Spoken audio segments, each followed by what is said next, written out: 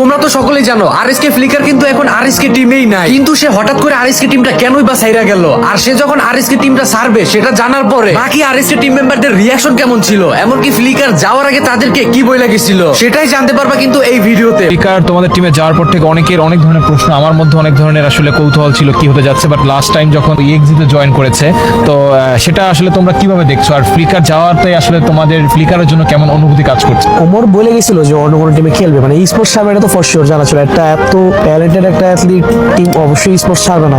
আমরা পজিটিভলি নিচ্ছি, টিমে কোনো এফেক্ট হয় না, মানে এক্সি দেখেছি পজিটিভলি নিচ্ছি। তো আমরা এক্সপেক্ট করছিলাম যে এক্সি দিয়ে খেলুক, আমরা এটা চাইছিলাম যে এক্সি দিয়ে খেলুক, অন্য কোনো উল্টাপাল্টা টিমে না যাক।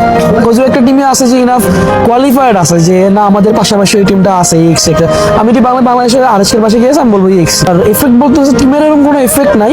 অনুভূতি হচ্ছে যে যে খুব ক্লোজ ছিল একটা ভাই ব্রাদার টাইপের, যে এখনো ভাই ব্রাদারই, বাট আছে না যে কোনো মিট আপে গেলাম, কোনো টুর্নামেন্টে গেলাম, একসাথে দেখা হইতেছে, ওই দেখাটা হবে না, ওই জন্য একটু লাগছিল, খারাপ লাগছিল যে না একটা ভাই ব্রাদার কাইন্ড অফ কম দেখা হবে, চলে গেল টাইপের এরকম। আমার মনে হয় এই খারাপ লাগাটা ওর দিক থেকেও আছে, কারণ তোমাদের তো জার্নিটা শর্ট টাইম না, প্রায় 1.5 বছরের উপরে।